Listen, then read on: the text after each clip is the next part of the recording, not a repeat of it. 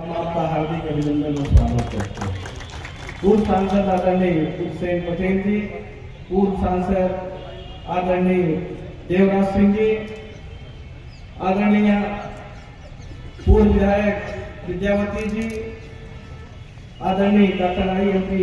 वर्मा जी पूर्व विधायक आदरणीय रामगढ़ी बनवासी जी, आदरणीय हमारी जो बालाघाट से आई हैं श्रीमती वंदना यादव जी, आदरणीय पूर्व विधायक हमारे आर.डी. प्रजापत जी, आदरणीय हमारे रामायण प्रसाद पटेल जी, आदरणीय सभाजीत यादव जी, आदरणीय भूपेंद्र सिंह जी यादव जी, आदरणीय मुजीब कुरैशी जी, मुजीब खान साहब जो वरिष्ठ नेता हैं, आदरणीय मास्टर साहब हुसैन जी,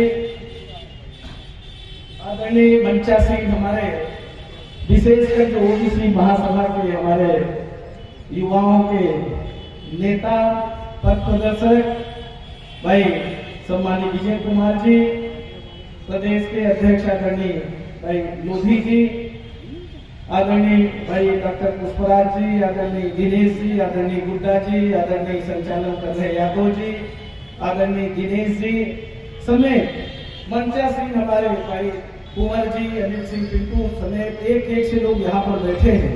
मंचा सिंह सभी हमारे आज के इस आयोजन के अतिथिगण, उपस्थित रीवा संभाग के साथ साथ प्रदेश भर से आए हुए सभी सम्मानित बुद्धिजीवी साथियों, क्रांतिवीरों, आज ये कोई पब्लिक मीटिंग नहीं, हम जो चेहरे देख पा रहे हैं ये बड़े प्रबुद्ध लोग, बुद्धिजीवी लोग हैं जो देश और समाज को और रीवा संभाग को तो हमने देखा है कि हमेशा दिशा देने का काम इन्हीं सब लोगों ने किया है जो सामने की तरफ बैठे। ये वही रीवा है जहां सामाजिक क्रांति लाने का हमेशा यहाँ पर योगदान रहा है। पर कई बार हमने ऐसे भी सामाजिक क्रांति लाई है कि जिनके नेतृत्व में हम ये क्रांति लाई थी, उन्होंने जिस उद्देश्य के साथ हमें जोड़ा था उन उद्देश्यों की पूर्ति करने की बजाय वो लोग स्वयं कहीं न कहीं इधर उधर हो गए, दूसरों के हाथों में खेलने लगे और जिसकी वजह से मिली हुई जो हमारी आजादी थी, मिला हुआ जो हमारा सम्मान था, कहीं न कहीं हमने खोने का काम भी किया है, विश्वास खोने का काम किया है। अगर हमारे यहाँ पर जो शोषित वंचित पीड़ित परिवार के लोग जो सभी सम्मानित प्रबुद्धजन बैठे हैं, ये सभी लोग कहीं न कहीं अपने आप को ठगा भी महसूस किए हैं और उसका जीता जाता उदाहरण है कि हमारे रामगढ़ी प्रवासी जी, आदरणीय हमारे एक समय हुसैन जी भी थे, आप लोगों के साथ थे, चाचा हमारे जो सागर से आए हैं ये भी थे, डॉक्टर आई.एम.पी. वर्मा जी भी, आदरणीय विद्यावती जी, आदरणीय हमारे सांसद महोदय पूर्व देवराज सिंह जी समेत हमारे मुजीब जी, सारे लोग ये सब फिर क्या तय किए कि हम वहीं चलते हैं जहां हमें सम्मान मिलेगा और जो हमेशा देश की आजादी के बाद अगर संविधान को पालन करने का किसी ने काम किया है तो एक ही पार्टी, एक ही सरकार थी। जितना भी दिया है, हम ये नहीं कहते कि हमें सब कुछ मिल गया, पर जितना भी मिला है कम से कम जो मिला हुआ था संविधान में जो था वो छीनने का काम तो नहीं किया। पर आज जो हमारे सामने परिस्थिति है, आप सबसे हम यही निवेदन करेंगे कि आप सब आज ये प्रण लीजिए, हम क्रांति की देवी, वो त्याग तपस्या की प्रतिमूर्ति थी, उन्होंने अपने लिए नहीं बल्कि देश को आगे ले जाने के लिए, और ये जो पढ़ी लिखी हमारी माता बहन यहाँ पर बैठी हैं, अगर ये आज शिक्षा ग्रहण कर पाई है तो ये शिक्षा अगर हमारी आदरणीय सावित्री जी नहीं होती तो शायद इसकी शुरुआत पता नहीं कब होती। तो अगर हमारी दीदियों को, महिलाओं को, माता बहनों को आगे बढ़ने का अवसर दिया, और प्रथम शिक्षिका थी हमारे भारत देश की, कोई सामान्य महिला का आज हम जन्मोत्सव नहीं मना रहे हैं, और जब हम किसी महान व्यक्तित्व का जन्मोत्सव मनाते हैं तो हमें संकल्प भी लेना चाहिए कि उनके सामने उस समय जो परिस्थिति थी, किस जमाने में उन्होंने हमें न्याय देने के लिए किस तरह से छूत से लेके सामाजिक जो हमारे सामने कुरीतियां थी, जो भेदभाव था, उन्होंने एक संग्राम खड़ा किया और हम सबको न्याय दिलाने का उस समय काम किया था। आज वही हमारे नौजवान साथी भी कर रहे हैं, पर नौजवान साथियों से सिर्फ हम यही निवेदन करेंगे कि आज आपको ये तय करना पड़ेगा कि हमारे सामने जो चुनौती है, इस चुनौती से कौन सी पार्टी, कौन सा दल, कौन सा नेता लड़ सकता है, आज उसके साथ चलने की आवश्यकता है। आज हमें बटने की आवश्यकता नहीं। आज अगर हम मिलकर लड़ेंगे और अगर हमारी चुनौती जो आज हम कह सकते हैं कि हमारे नेता आदरणीय राहुल गांधी जी, हम गर्व से कह सकते हैं कि देश में आज अगर जो संकट आया है, जिस तरह से महंगाई, बेरोजगारी, भ्रष्टाचार, हमारे संविधान को खत्म करने की जो कोशिश हो रही है, जिस तरह से जाति और धर्म के नाम पर लड़ाने की कोशिश हो रही है, इन सब बातों को लेकर अगर आज कोई सड़क पे निकला है, त्याग और तपस्या कर रहे हैं, तो राहुल गांधी जी है।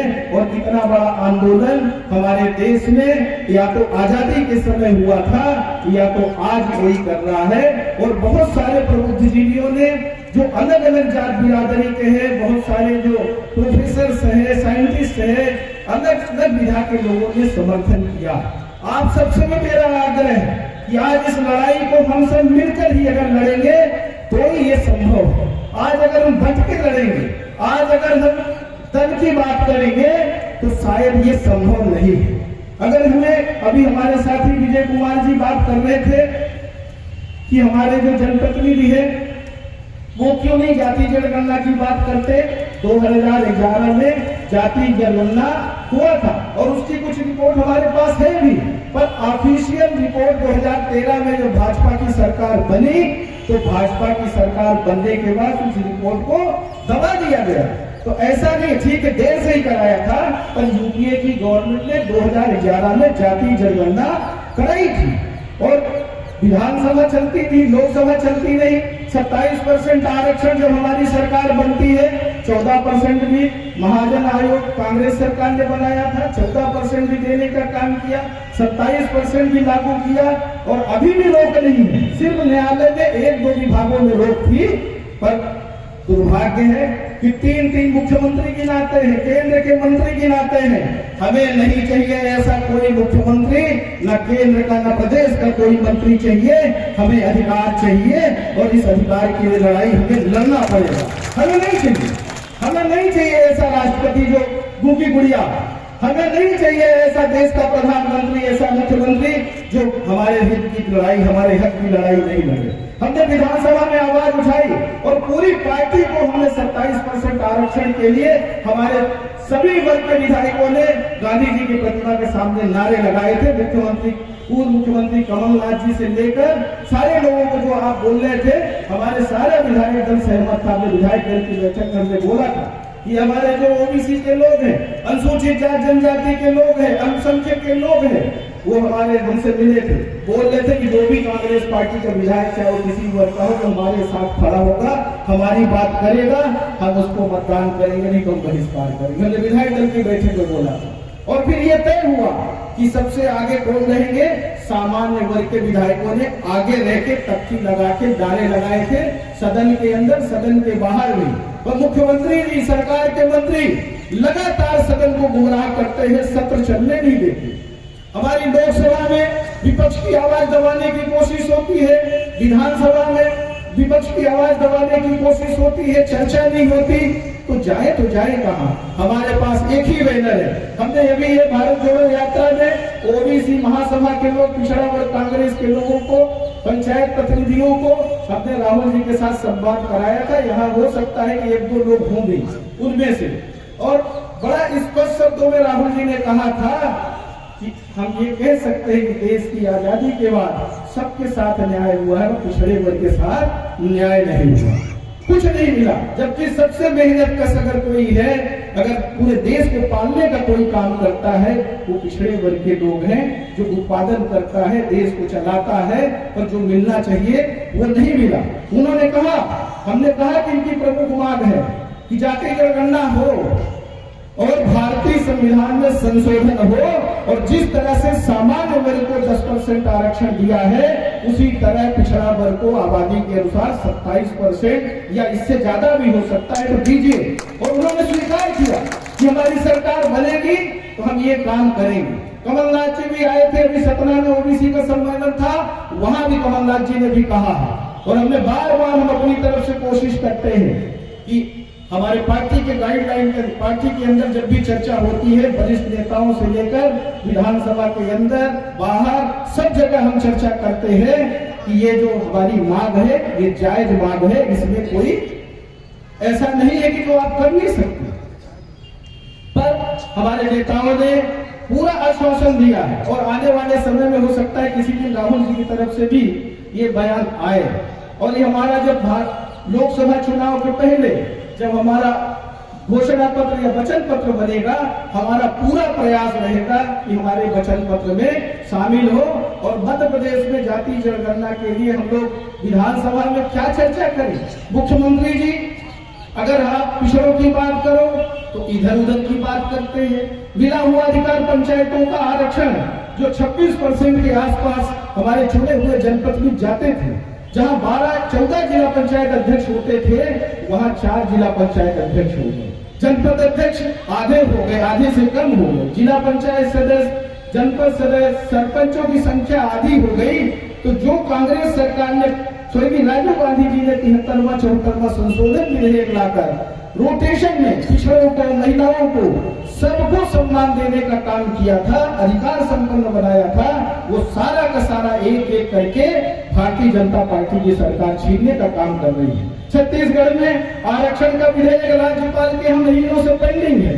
आपके उत्तर प्रदेश में पंचायत चुनाव में आरक्षण खत्म करने की तैयारी हो गई, महाराष्ट्र में ऑलरेडी हो गई, सुप्रीम कोर्ट में मामला चला गया है, सुप्रीम कोर्ट ने उनसे डाटा मांगा है और डाटा क्या आ जाएगा और जाएगा तो फिर क्या रिजल्ट आएगा, क्योंकि सारी संस्थाएं आज मोदी जी और भाजपा के गिरफ्त में हैं। आज हमें अपने भारतीय संविधान को बचाने की आवश्यकता है, हमें लड़ने की आवश्यकता है। हमारे बुजुर्गों ने बहुत लड़ाई लड़ी है। अगर आज हम इतना बोल पा रहे हैं तो हमारे जो पूर्वज है, हमारे जो बुजुर्ग हैं, जो हमारे देश को आजादी से लेकर आज यहाँ तक पहुँचाने का काम किया है, अब हम नौजवानों का भी कर्तव्य बनता है कि हम होश में रहकर इस लड़ाई को लड़ें। होश में रहकर, जैसा आदरणीय वनवासी जी बोल रहे थे, अगर हम कुछ महात्मा गांधी जी का योगदान मानते हैं कि देश की आजादी में एक सिर्फ लाठी लेकर और बिना वस्त्र के एक लगोटी में इस देश को जोड़ने का काम किया, आजादी दिलाने का काम किया, तो अगर हम उनकी विचारधारा पे चलने वाले अगर लोग हैं, हम भारतीय संविधान को मानने वाले अगर लोग हैं, तो भारतीय संविधान में हमें लड़ने के लिए सबसे बड़ा होता है जन्म और 5 साल में जो मताधिकार है उसमें आप निर्णय करिए। आपके पास बहुत बड़ा औजार है, इसको बस आप अलग लगाइए। और आप सबने कई बार परिचय दिया, पर परिचय देने दीजिए, पर ऐसा परिचय दीजिए कि जो देश को और समाज को जोड़ के रखे। और देश और समाज को हम कह सकते हैं कि इन्होंने न किसानों के लिए, न मजदूरों के लिए, न बेरोजगारों के लिए कुछ भी नहीं किया। आज महंगाई चरम सीमा पर है, सभी चीजों का खाद हो, बीज, सबका रेट बढ़ गया। किसान जो पैदा करता है उसका नहीं लगेगा। आप बेरोजगारों की देखिए, पढ़े लिख के नौजवान भटक रहे हैं, अब आउटसोर्स में जा रहे हैं, यहाँ कोई आरक्षण नहीं है, कोई सरकारी नौकरियों में 18 साल से भर्ती नहीं हो रही है। और जितनी संस्थाएं हमारे पूर्वजों ने बनाई थी उनको बेचने का दौर चल रहा है। ये चल रहा है हमारे देश में। आप जीएसटी के दायरे में हर चीज को डाल दिया। आपको पता होगा 25 किलो से 25 लीटर से कम अगर आप सामान कोई खरीदते हैं उसमें जीएसटी है 5%, और 25 लीटर 25 किलो से ज्यादा कोई सामान अगर आप खरीदते हैं तो उसमें जीएसटी नहीं है। आप अंदाजा लगा लीजिए कि किसको, किसान को मारना चाहते हैं, मजदूर को मारना चाहते हैं, लोग गरीबों को मारने का ठेका लेके रखा है। आज कांग्रेस सरकार ने किसानों का कर्ज माफी प्रदेश में भी किया था, 72,000 करोड़ भारत सरकार ने भी दिया था। और कई बार ऐसा उदाहरण है कि जब इस तरह के काम भारत देश में हुए हैं, और किसान और मजदूर कौन है, हम ही सब तो हैं। तो हमारे लिए अगर कोई योजनाएं 27% उच्च शिक्षा में अगर आरक्षण देने का काम किया, भले देर से किया पर किया कांग्रेस ने। मंडल आयोग अगर बना था और मंडल आयोग की रिपोर्ट को लागू करने का किसी ने काम किया तो इंदिरा जी ने मंडल आयोग को भंग नहीं किया था, जबकि मोरारजी देसाई के टाइम में मंडल आयोग का गठन हुआ था। तो जो नैतिक काम थे वो कांग्रेस पार्टी ने, कांग्रेस सरकार ने आगे बढ़ाने का काम किया है।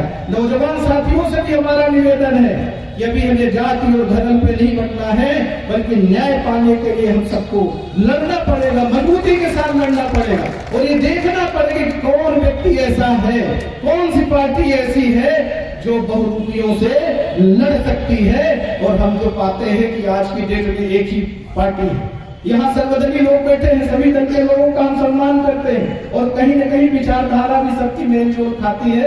समय समय पे हमारे जो राष्ट्रीय नेता लोग हैं वो समझौता भी करते हैं और आने वाले समय में मुझे लगता है कि फिर वो स्थिति बनेगी, क्योंकि अगर हमें इन ठग विद्या में जो माहिर लोग हैं, हमको यही कहते हैं ऐसा कोई सगा नहीं जिसको मोदी सरकार और शिवराज सरकार ने ठगा नहीं। इन लोगों को बाहर करने की आवश्यकता है। एक खेल के प्रतियोगिता में जगह ज्यादा हो, ट्रेन भी को पकड़नी है, लौट के उत्तर पंचायती राज का भोपाल में सम्मेलन भी है पार्टी की तरफ से। तो हम हालांकि बहुत लेट हो गए, वहाँ 3 बजे पहुंचना था, पर क्योंकि आयोजक लोग इंतजार कर रहे हैं, भले खिलाड़ी बस मिले या आयोजक मिले, तो हम आप सबसे इजाजत चाहेंगे। हमारे मुख्य अतिथि, हम सबके मार्गदर्शक आदरणीय लक्ष्मी नारायण दादा आ गए हैं और हुसैन जी हैं, अन्य हमारे यहाँ पर वरिष्ठ लोग हैं, एक से लोग यहाँ पर अभिवक्ता हैं। आप सबसे मेरा विनम्र निवेदन है कि अभी 1-2 घंटा तो कम से कम आप सब समय दीजिएगा। सब कोई बुद्धिजीवी है और ये जो बुद्धिजीवी यहाँ पर एकत्रित हुए हैं, ये जब गांवों में जाएं, जब यहाँ से जाएं तो अलग जगाने का काम करें, तभी ये जयंती समारोह क्रांति की देवी का मतलब होगा। क्योंकि आज अगर हम कह सकते हैं कि राहुल गांधी जी 3700 किलोमीटर चल रहे हैं, तो हम सब अपने अपने एरिया में जो आज हमारे सामने चुनौती है, बातें तो बहुत सारी हैं। आज स्कॉलरशिप उच्च शिक्षा का SC, ST, OBC के बच्चों का नहीं मिल रहा है। और जहां आपने बात की थी डॉक्टर राय की, हमारा अच्छा साथी है, हमने पहले भी बहुत मदद किया है। जब स्टूडेंट था, हम स्टूडेंट लीडर थे, कई बार बचाने का काम किया है। आपने जो कहा दिग्विजय सिंह जी अभी स्वयं मिलने के लिए पूर्व मुख्यमंत्री आनंद राय से जेल में मिलने के लिए गए थे। तो इस बात को हम कहेंगे कि कांग्रेस उनको अनाथ नहीं छोड़ी है। व्यापम घोटाला से बड़ा घोटाला क्या हो सकता है। MPTSC की 4 साल से परीक्षाएं नहीं हो रही है, सिर्फ OBC के बच्चों के साथ भेदभाव करने के लिए। 15% मेडिकल, मुझे पता है, मेडिकल का भी पता है, आपका इंजीनियरिंग में सब में स्कॉलरशिप घटा दी, सभी विषयों में स्कॉलरशिप घटा दी है। तो आज हमारे बच्चों का भविष्य खत्म करने में लगे। सरकारी स्कूलों में किसका बच्चा पढ़ता है? किसान का बच्चा पढ़ता है, गरीब का बच्चा पढ़ता है, अनुसूचित जाति जनजाति पिछड़ा वर्ग अल्पसंख्यक का बच्चा पढ़ता है। सरकारी स्कूलों में 18 साल से टीचर नहीं है, शिक्षकों के भरोसे चल रहा है। अभी भी जो भर्ती चल रही है घोटाले पर घोटाला चल रहा है। तो हमारे सामने चुनौतियां बहुत है। और जब बाबा साहब का जो नारा था शिक्षित बनो, संगठित रहो, संघर्ष करो, वो तभी संभव होगा जब हम शिक्षित होंगे और अपने को न्याय पाने के लिए हम सबको लड़ना पड़ेगा। हमारे एक से वक्ता यहाँ बैठे हैं, हम आप सबका जो नहीं जिनका सुन पाए हैं उनसे क्षमा चाहते हैं। आदरणीय प्रजापति जी तो हमारे यहाँ ब्लॉक में अधिकारी भी रहे हैं, पूजनीय पिताजी के टाइम में, बहुत पारिवारिक है और संघर्षशील है और अच्छा अलग जगह के रखे। पर हमारा निवेदन यही है कि आप हमारे वरिष्ठ हो, मार्गदर्शक हो, हम सबको ऐसी दिशा दिखाइए कि हम सब लोग जहां जाना चाहते हैं, जो पाना चाहते हैं, वो हासिल करें। आप सबका पुनः बहुत बहुत अभिनंदन, बहुत बहुत धन्यवाद। जय हिंद, जय भारत। मैं पुनः सभी मंचासीन सम्मानित अतिथियों का पीछे मंच में बैठे हैं जो सभी समय समय पर संघर्ष करते रहते हैं, सामने भी हमारे जितने लोग बैठे हैं, ये सभी समाज के प्रति जिन्होंने समाज में काम किया है, समाज के प्रति पीड़ा है, चाहे वो जिस दल से हो, चाहे जिस सामाजिक संगठन से हो। आदरणीय प्रभात वर्मा जी बैठे हैं, प्रजापति जी बैठे हैं और तमाम सारे लोग इधर है, यहाँ जितने लोग बैठे हैं सब समाज को जमाने में अपनी महत्वपूर्ण भूमिका निभाने वाले लोग हैं। मैं आपसे केवल इतना कहूंगी क्योंकि समय कम है, हम लोगों को बहुत सारे मंच मिलते रहते हैं बोलने के लिए। मैं केवल इतना कहूंगी कि हमारा ये जो बिखरा हुआ वर्ग है, इस वर्ग को इकट्ठा कैसे किया जाए। चुनाव का समय भी है और जब तक हम राजनीति में कदम नहीं रखेंगे, राजनीति में सफलता अर्जित नहीं करेंगे, तब तक कोई हम काम समाज के लिए नहीं कर पाएंगे। इसलिए राजनीति में भाग लेना बहुत आवश्यक है, प्रजातंत्र है। और जब हम कहते हैं हमारी संख्या बहुत ज्यादा है, 85% है, तो हम उसका उपयोग क्यों नहीं करते। जब हम उसका उपयोग कर लेंगे तो प्रजातंत्र में फिर कोई दूसरा टिकेगा नहीं। और खास तौर से हमारे पिछड़ा वर्ग के लोगों की जो हालत है, हमारे साथियों ने कही है, कई टुकड़ों में हम लोग बटे हुए हैं और उसका नतीजा ये होता है कोई भी दल हमको मजबूत नहीं मानता। यहाँ राजनीतिक रूप से एससी समाज के लिए भी सीटें आरक्षित है, अनुसूचित जनजाति के लिए भी सीटें आरक्षित है, लेकिन पिछड़ा वर्ग के लिए कोई ऐसा प्लेटफॉर्म नहीं है। उसका कारण ये है कि हम बटे हैं तो हमारी छोटी छोटी संख्या नजर आती है। हम आपसे कहना चाहते हैं, और ये इसीलिए कोई भी दल चाहे वो हारे चाहे जीते, ना तो हारने वाला मानता है कि हम पिछड़े वर्ग के लोगों की वजह से हारे हैं, ना जीतने वाला मानता है कि हम पिछड़े वर्ग के लोगों के वोट की वजह से जीते हैं। इसीलिए हमारी ये हालत हो रही है। आज भारतीय जनता पार्टी इस देश और प्रदेश में यदि काबिज है, सत्ता पर बैठी हुई है, तो केवल और केवल पिछड़े वर्ग के वोटों के कारण बैठी हुई है। हम आपसे निवेदन करेंगे कि समय आ रहा है, आप 5 साल में जब मौका मिलता है बदलने का, तो आप लगातार क्यों मौका दे रहे हो। इस बार इस मंच के माध्यम से संकल्प लेकर के जाइए। इस बार जो दल पिछड़े वर्ग को, अनुसूचित जाति और जनजाति को, हमारे वोट को महत्व देगा, प्रजातंत्र में हम भी उसी के साथ में रहेंगे। इन्हीं शब्दों के साथ में आप सभी को नए साल की शुभकामना देते हुए एक बार फिर अपने आयोजक साथियों को बहुत बहुत धन्यवाद देते हुए जय भीम जय। महिला थी जिन्होंने इस देश के अंदर जो पाबंदी थी, उस पाबंदी को दूर करके और महिलाओं में शिक्षा का अलग जगाया था। आज मैं उनके जन्मदिन पर आप सबसे यही निवेदन करना चाहूंगा कि जो ओबीसी की महासभा, इस ओबीसी की महासभा में हम सब अपने हक अधिकार की लड़ाई लड़ने के लिए एकत्रित हुए। लेकिन पहले तो हमें सीख लेना चाहिए कि मां सावित्री बाई एक महिला होकर जब इस देश के अंदर इस दबे कुचले समाज को शिक्षा जैसी एक शक्ति दी थी यहाँ पर भारत में, तो आज हमारा नैतिक कर्तव्य बनता है कि सर्वप्रथम तो हम अपने आने वाली पीढ़ी, अपने आने वाले समाज को शैक्षणिक स्तर से मजबूत करें। जब तक हमारा शैक्षणिक स्तर मजबूत नहीं होगा, तब तक हम जातियों में बटे रहेंगे, और सिर्फ जातियों में बटे रहने के कारण हम आज इतने पीछे। हम कहने के लिए तो कहते हैं कि हमारी संख्या 80% है, हमें अधिकार 80 का चाहिए, लेकिन हमने क्या सोचा है कि हम अपने ही भाई का पैर पकड़ने का, पैर पकड़कर खींचने का काम करते हैं।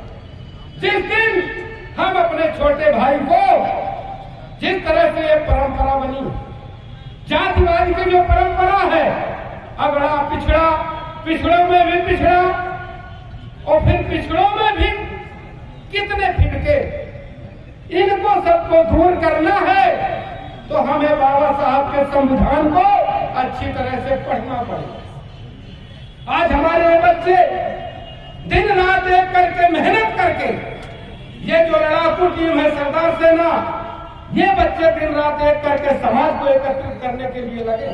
लेकिन हमने तो देखा पंचायत चुनाव में कहीं हमारे ओबीसी की मजबूत स्थिति समझिए हमारे समाज की है, उनमें समाज का बाहुल्यता है। अगर कुशवाहा लड़का कम संख्या में है तो वो तो कहती है अरे कुर्मी यहाँ बाहुल है, है तो अपना ही भाई। कम से कम ये सोचना तो सीखो कि अपना छोटा भाई है। छोटे भाई को अधिकार जब तक नहीं देना सीखोगे, ये संगठन कभी मजबूत नहीं हो सकता। हम तो रसगुल्ला खा रहे हैं, रबड़ी रसगुल्ला खा रहे हैं, लेकिन अपने छोटे भाई का लाटा महुआ भी छुड़ाने का काम हम ही कर रहे हैं। इसी वजह से हम संगठन नहीं बना पा रहे। हमें सांसद की सीट भी चाहिए, विधानसभा की सीट भी चाहिए और पंची और सरपंची की सीट भी चाहिए। इस तरह में कभी भी हम सफल नहीं हो सकते। इसलिए मेरे भाइयों, जब से चरित्र स्तर मजबूत होगा, हम लोग जानेंगे कि हम सब एक हैं। वो भी मेरा भाई है, उसको देना चाहिए, उसका पैर पकड़कर खींचना नहीं चाहिए, तभी हम सफल हो पाएंगे।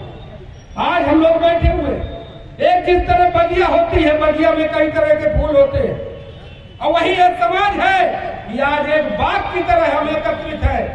कई पार्टी के लोग हैं, सब दल के हैं, सबकी अपनी पार्टी की विचारधारा अलग होगी, लेकिन इस बगिया को बनाने के लिए हमारी विचारधारा एक होना चाहिए। एक फूल की तरह, जिस तरह माली बनाता है, गुलदस्ता बनाता है, हर तरह के फूल होते हैं, लेकिन वो गुलदस्ता जब बनकर तैयार होता है तो एक मजबूत स्थिति में होता है। आज हमें जरूरत है दल की तरफ नहीं जाइए। हमें तो बिल्कुल चिंता नहीं है चुनाव की, न लड़ने की और न लड़ाने की। मैं तो धन्यवाद करना चाहूंगा माननीय आली प्रजापति जी को कि वो वही विधायक रहे और वही को लात मार के और फिर से बनते रहे हैं, लेकिन अपने आप को, अपने परिवार समाज को झुकने नहीं दिया। हमें बिल्कुल चिंता नहीं है कि टिकट मिलेगी कि नहीं मिलेगी, जिसको कल निकालना हो आज निकाल दे, लेकिन ओबीसी महासभा है तो हम पहले ओबीसी हैं, इसके बाद हमारे पास दल की चिंता छोड़ दीजिए। हम जब 100 में 80 हैं, सब आएंगे, सब हमारे पीछे चलेंगे, लेकिन जब हम संगठित होंगे तभी हमारे पीछे चलेंगे। साथियों, इस तरह हम अलग अलग बिखरे हुए रहे तो बिखरे हुए में हमें कोई पूछने वाला नहीं, और जब हम संगठित हो जाएंगे तो ये सारे का सारे लोग हमारे बीच में आएंगे।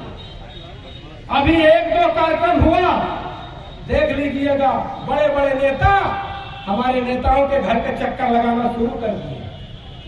तो इसी तरह है अगर ये हमारे जो होनहार लड़के इसी तरह बीच बीच ये कार्यक्रम करते रहेंगे। और धन्यवाद करना चाहूंगा मैं माननीय मंत्री जी का कि वो सीधी से चलकर या भोपाल रहे चाहे दिल्ली रहे, पर इन लड़कों के उत्साह को घटने नहीं दिया है। मैं धन्यवाद करना चाहूंगा माननीय कमलेश्वर पटेल जी का। इतनी व्यस्तता होने के बावजूद भी अगर ओबीसी का कार्यक्रम होता है तो जरूर पहुंचते हैं और पहुंचना चाहिए, पूरा समय देते हैं। जब हमारे पास ऐसी हस्तियां हैं तो उनका सदुपयोग करना हमारा आपका कर्तव्य है, हमारा आपका काम। ये बच्चे मेहनत करते हैं, इनके उत्साह को हम घटने न दें, हम इनको बढ़ावा दें। इनके साथ हर समय जैसी भी इनकी परिस्थिति हो, सुख दुख में इनके खड़े होंगे, इनके आंदोलन का साथ देंगे, तो निश्चित रूप से हमारा आने वाला समय होगा और हमें भी सीखने को मिलेगा, हमारे बच्चे सीखेंगे। और ओबीसी है क्या, इस बात की जानकारी जब हमारे लोगों के बीच में हो जाएगी कि हम 100 की संख्या में 100 की जगह 85 है, 100 में हम 85 है और 85 बिखरे हुए तो और बिखरे हुए लोगों को जोड़ने का काम हम लोगों का है। ये जात पात जो सबसे बड़ा विघ्न हमारे समाज के बीच में है, ये जाति है। इन जातियों को तोड़कर असली और नकली की पहचान करना हमारा काम है। और हम सब लोग आने वाले समय में जैसी जरूरत हमारे छात्र चाहेंगे, जरूरत समझेंगे, हम सब लोग उनका साथ दें। हमारे मंचासीन सभी नेताओं से यही निवेदन है, इन बच्चों का उत्साह न घटने दें। निश्चित रूप से आने वाला समय हमारा होगा और हम जरूर कामयाब होंगे। इसी आशा और विश्वास के साथ आप सबसे रहना चाहता हूँ। जय भीम, जय भारत।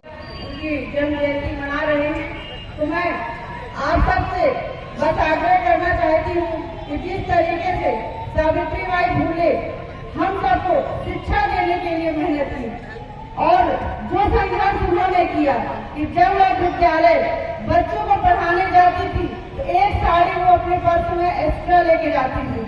क्यों? क्योंकि कुछ ऐसे लोग हैं समाज में, जो कुछ ऐसे विशेष सामाजिक लोग हैं जो नहीं चाहते थे कि कि ST, SC, OBC के लोग शिक्षित हो जाए, अपने अधिकारों को जाने, तो उनके ऊपर कीचड़ और पत्थर फेंका जाता था, जिसके कारण उनके कपड़े गंदे हो जाते थे।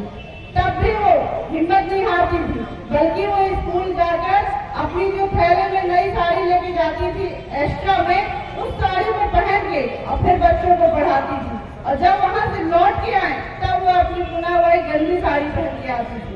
तो सोचिए उन्होंने हमारे लिए कितना बड़ा संघर्ष किया है और हमें शिक्षा देने के लिए आज जो हम सब लोग इस मंच पर बैठे हुए हैं, तो मात्र शिक्षा की देवी जो सावित्रीबाई फुले जी हैं, उनकी शिक्षा की बदौलत हम सब लोग बैठे हुए हैं। और आज जो हम लोग शिक्षा ले रहे हैं और अन्य अन्य जगह पर कोई कर्मचारी है, अधिकारी है और जो राजनीति में भी है, उस शिक्षा की बदौलत हम सब लोग हैं। और आज शिक्षा हमारे लिए बहुत आवश्यक है, बहुत जरूरी है, क्योंकि शिक्षा है तो सब कुछ है। बाबा साहब ने भी कहा है कि जब तक शिक्षा नहीं लोगे, शिक्षित नहीं बनोगे, अपने अधिकारों को नहीं जानोगे, तब तक अपने समाज का उत्थान नहीं कर सकते हो। मैं ज्यादा नहीं बोलूंगी, बस 2 लाइनों में अपनी बात को खत्म करूंगी कि जब टूटने लगे हौसले तो बस ये याद रखना, बिना मेहनत के हासिल तक तो ताज नहीं होते। ढूंढ लेना अंधेरों में मंजिलें अपनी, जुगनू कभी रोशनी की मोहताज नहीं होती। आप सब लोग, मैं बुद्ध जी को धन्यवाद कहना चाहती हूँ जो उन्होंने मुझे इस कार्यक्रम में आमंत्रित किया, क्योंकि बुद्ध जी से मेरी मुलाकात ट्रेन में हुई थी और ट्रेन में हम लोग जब भोपाल से सतना आ रहे थे। दोस्तों, और यहीं से मुझे शिक्षा दीक्षा राजनीतिक भी यहीं से राजनीति करने का भी मौका मिला है। और मानवर कांसीराम जी के जब बहुजन समाज पार्टी नहीं बनी थी, तब से मैं DS4 से यहाँ काम करने का मुझे अवसर मिला है। मैं अभी एक बहुत बड़ी घटना हुई है आपके सीधी में, उनसे थोड़ा उनको बुलाया है मैंने। मामला रामपुर नैकन थाना का है, जो एक प्रजापति, अभी तक तो मैं सुनता था कि एकलव्य जो है अंगूठा काटता था। अब यहाँ के शिक्षक मनुवादी ये द्रोणाचार्य तो अब सीधे गला काटने लगी है। उनके पिता को मैंने बुलाया है, उनके पिता आए हैं क्या? थोड़ा बुलाइए।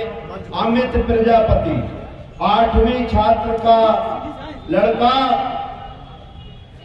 एक पांडे, इधर आओ, इस तरफ आओ, थोड़ी 2 मिनट।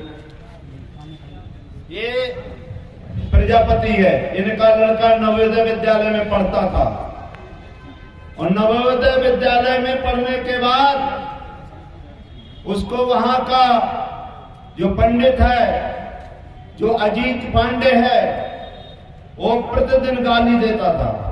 चोर, बदमाश, लफंगा, कीड़े मकोड़े, मतलब इतना जलील करता था कि वो बच्चे जो नवोदय विद्यालय में पढ़ता था, चुरहट में 8वीं का छात्र था, 14 वर्ष का आदमी, उस बच्चे ने आत्महत्या कर ली।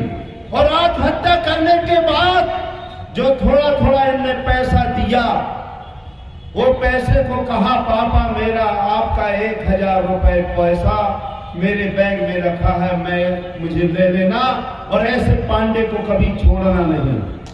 जिसने, मैं आपको, क्योंकि मेरा ये क्षेत्र है, लेकिन ये राजनीतिक क्षेत्र है, ये समाजवादी क्षेत्र है। अगर मेरे क्षेत्र में यह घटना घटी होती तो ईंट का जवाब पत्थर से दूसरे दिन नहीं दिया जाता, भले जेल में रहते। क्योंकि अब हम कोई मनुस्मृति लागू नहीं रहने देना, मनुस्मृति अब नहीं लागू रहेगी। और मैं शासन से कहना चाहता हूँ, माननीय मुख्यमंत्री से कहना चाहता हूँ, माननीय नरोत्तम मिश्रा से कहना चाहता हूँ कि अगर इसको फांसी की सजा नहीं हुई तो हम आपका विरोध करेंगे और आप तो सरकार की छोड़ो, हम आपको पंच नहीं बनने देंगे, हम काम हो जाएंगे। लाखों की तादाद में मैं भोपाल में घिराव करूंगा ओबीसी एसटी के साथ। अभी ये चेतावनी देने के लिए आया हूं।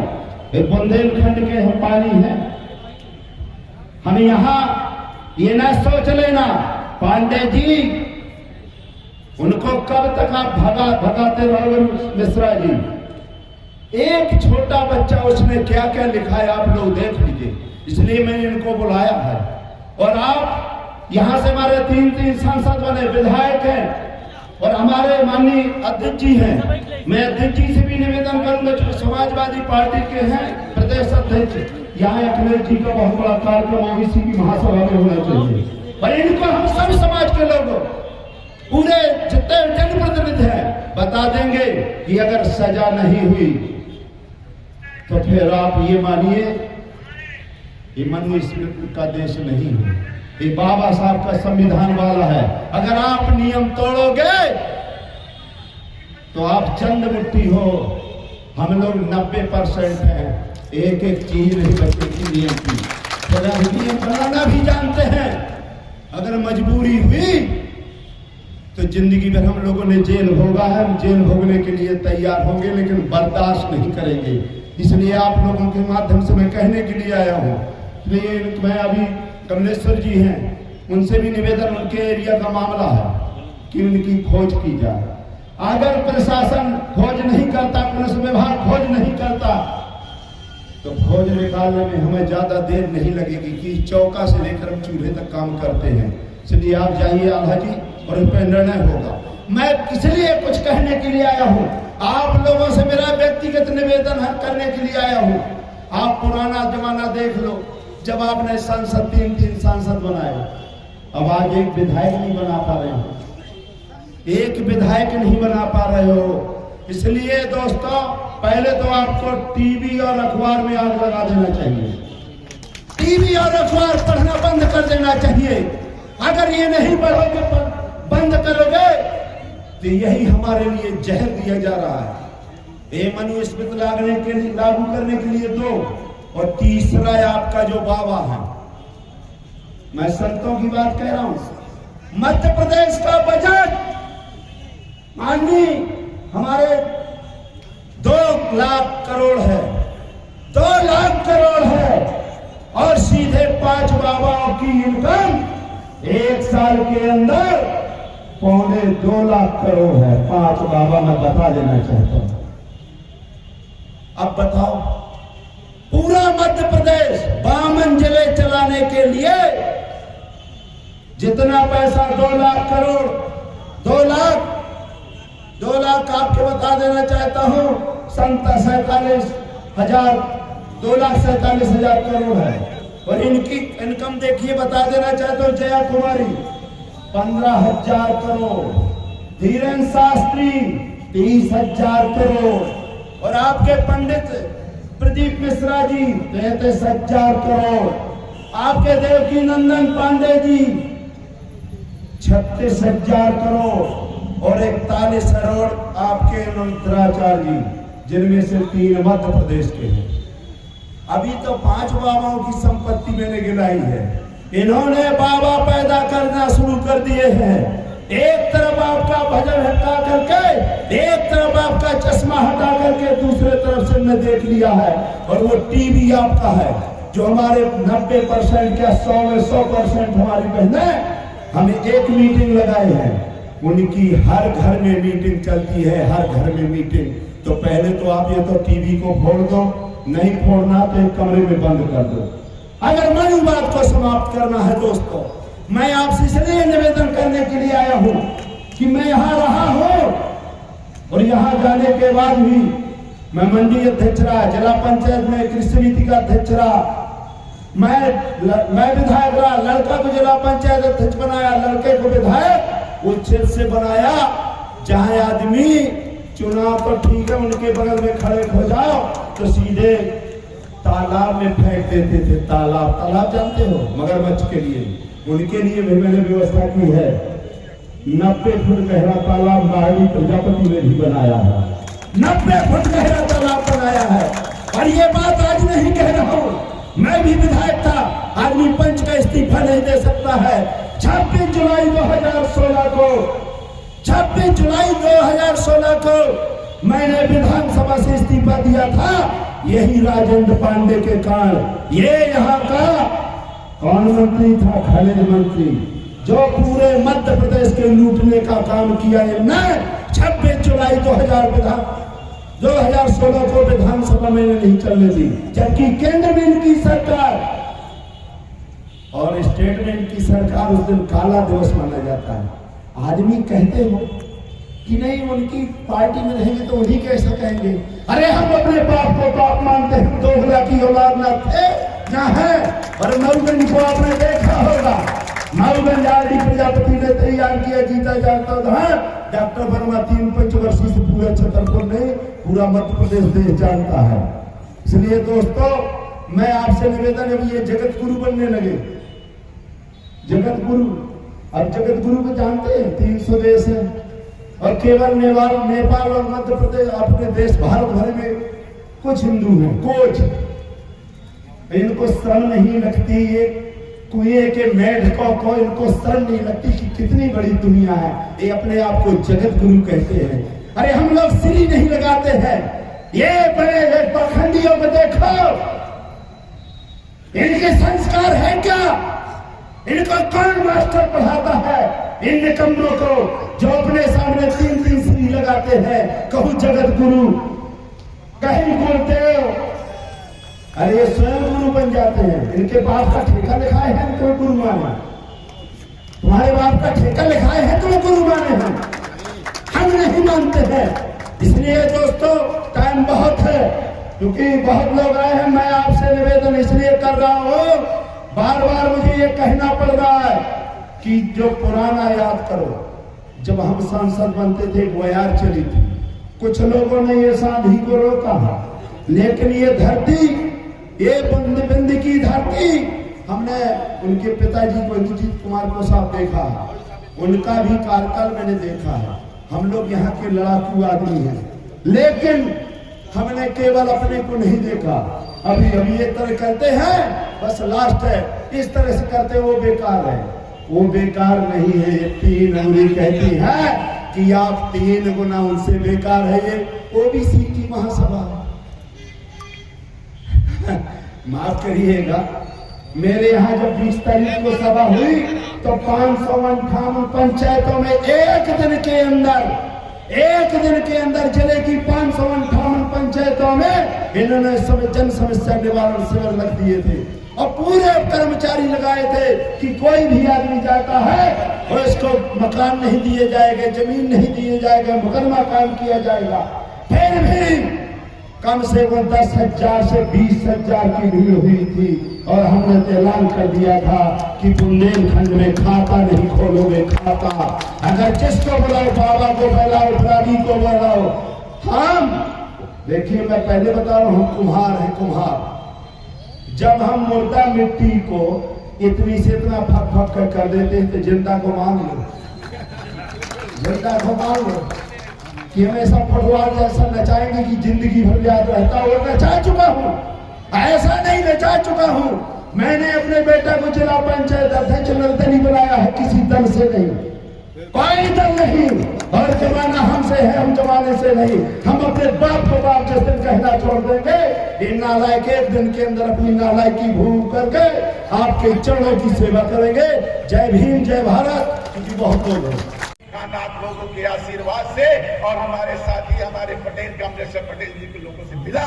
लेकिन क्या लोगों ने वोट दिया? नहीं दिया। आप किसको देते हैं? जो ऊंची जाति के लोग हैं, जो समर कहलाते हैं, उनको वोट देने का हौसला रखते हैं। लेकिन आप गरीबों को, हरिजन, आदिवासी, अल्पसंख्यक पिछड़ों को वोट नहीं देते। एकमात्र सीट ओबीसी की रीवा में है, बाकी कहीं कोई नहीं है। तो साथियों, ये तय करिए, ये निर्णय लीजिए कि अगर हम इस तरह बिखरे रहेंगे, इस तरह अलग रहेंगे, तो कभी कभी हमारी सरकार नहीं बनेगी, कभी हम सरकार में बैठेंगे नहीं और जनहित में कोई काम नहीं कर पाएंगे। इसलिए साथियों एकजुट होकर करिए।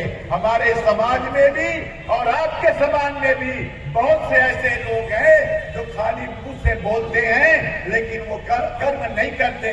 जब समाज का नाम आता है तो टिकट भी नहीं मिलता उनको और वो टिकट के खिलाफ काम करते हैं। इसलिए साथियों हमारा एक निवेदन है, इतना बड़ा कार्यक्रम किया आप हमारे CL यादव जी जैसे लोग यहाँ हमारे साथ हैं और चर्चा होती है।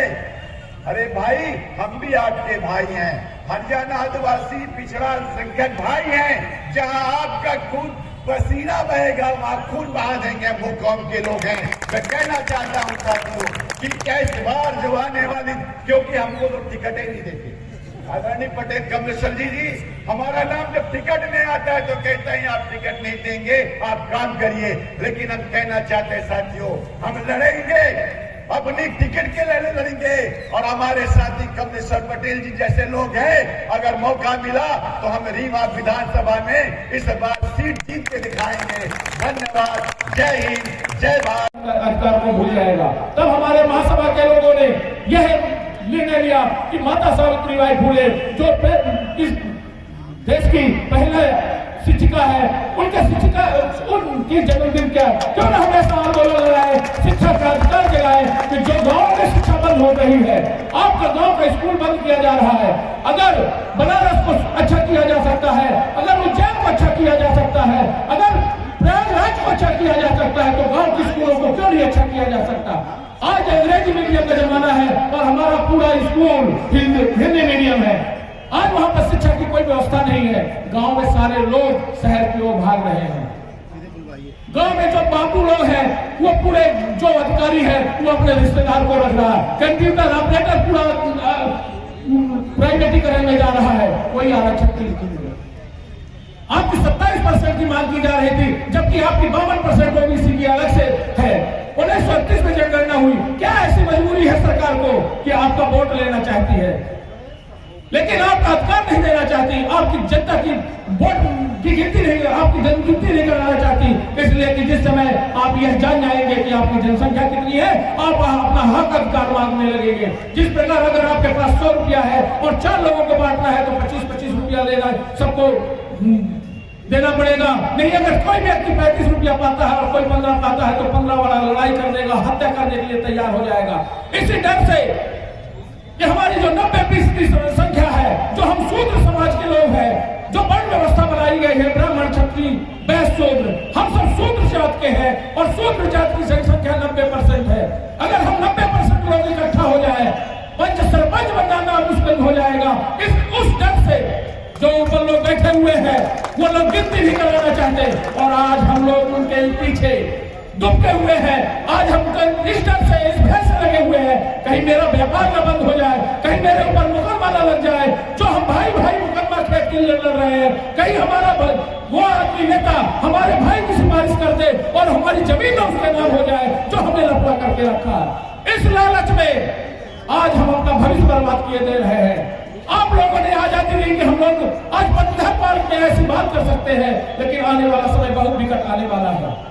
आप बात नहीं कर पाओगे, चौराहा में आपको मार दिया जाएगा, आप कुछ बात करोगे आपके ऊपर मुकदमा लग जाएगा। इसलिए जागो, अपने अधिकार को समझो।